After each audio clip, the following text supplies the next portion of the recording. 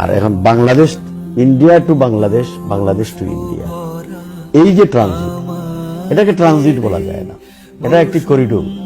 এটা সেফ বাংলাদেশের উপর দিয়ে ভারতীয়দের রাস্তা তৈরি করে। কেন বাংলাদেশের উপর দিয়ে ভারত এই রাস্তা চায়? তারা এই কারণে চায়, ভারতের যে এই যে 7টি রাজ্য, 7 সিস্টার, এটা হলো আসাম, ত্রিপুরা, মেঘালয়, অরুণাচল, মিজোরাম, নাগাল্যান্ড, এই যে 7টি অঙ্গরাজ্য, এই 7টি অঙ্গরাজ্য ভারত নামক রাষ্ট্র সৃষ্টির পর থেকেই তাদের স্বাধীনতার জন্য তারা লড়াই করে যাচ্ছে, সংগ্রাম করে যাচ্ছে, আন্দোলন করে যাচ্ছে। এবং এই স্বাধীনতাকামী 7টি অঙ্গরাজ্যকে দাবিয়ে রাখার জন্য, দমিয়ে রাখার জন্য ভারত দিল্লি থেকে শাসন করছে, তাদের ফুয়েল পাঠাতে, তাদের ত্রাণ, তাদের সামগ্রী পাঠাতে, তাদের সোলজার পাঠাতে, তাদের আর্মস এমুনিশন পাঠাতে 3 দিনের মতো সময় লাগে, দিল্লি টু 7 সিস্টার।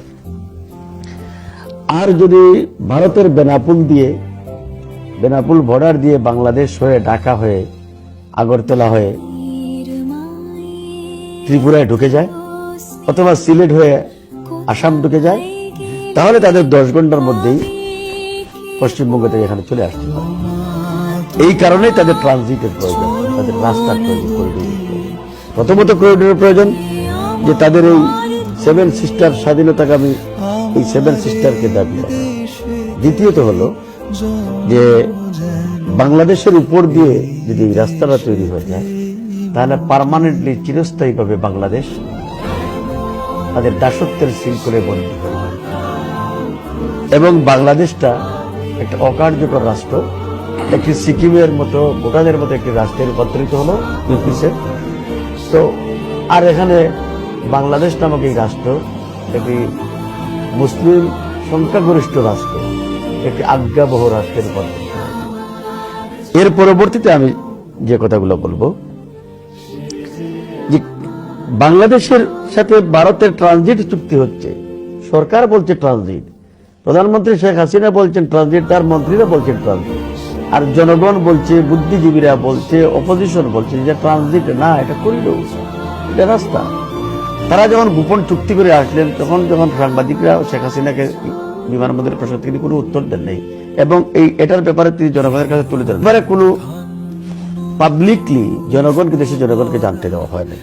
এখন আমরা দেখতেছি যে ট্রানজিট হচ্ছে, এবং এই ট্রানজিটের নামে যে করিডোর দেওয়া হচ্ছে, যে রাস্তা দেওয়া হচ্ছে, এই রাস্তা তৈরি করার সামর্থ্য বাংলাদেশের নাই। এর জন্য 7,500 কোটি টাকা বাংলাদেশকে ভারতের একটি প্রাইভেট ব্যাংক থেকে চড়া সুদে ঋণ আনতে হচ্ছে, এবং এই ঋণের টাকা দিয়ে রাস্তা তৈরি করা হবে, বাংলাদেশ তৈরি করে দিবে। আবার এই ঋণের কন্ডিশনে ভারত যে কন্ডিশনটা দিয়েছে চুক্তিটাতে, তাদের টাকা দেওয়া ঋণের, বলেছে যে এই রাস্তা তৈরি করতে, এই রাস্তার মাঝে যে সমস্ত ব্রিজ, কালভার্ট তৈরি হবে, এর জন্য সকল মেটেরিয়ালস ভারত থেকে কিনতে, আপনি পাথর বলেন, বালি বলেন, আপনি যা কিছু আছে, এবং ইঞ্জিনিয়ারিং এফোর্টস বলেন, সবকিছু 80% ভারত থেকে নিয়ে আসতে হবে, 20% বাংলাদেশ থেকে। অর্থাৎ আমার বাড়ির উপর দিয়ে আপনাকে রাস্তা দিব, আমার টাকা নাই, আপনি আমাকে কড়া সুদে ঋণ দিবেন, আবার আপনার কথা মতো সামগ্রী কিনে রাস্তা তৈরি করে দিব, আপনার ইকুইপমেন্টস, আপনার ইঞ্জিনিয়ারিং এফোর্ট সবকিছু আমাকে বহন করতে হবে।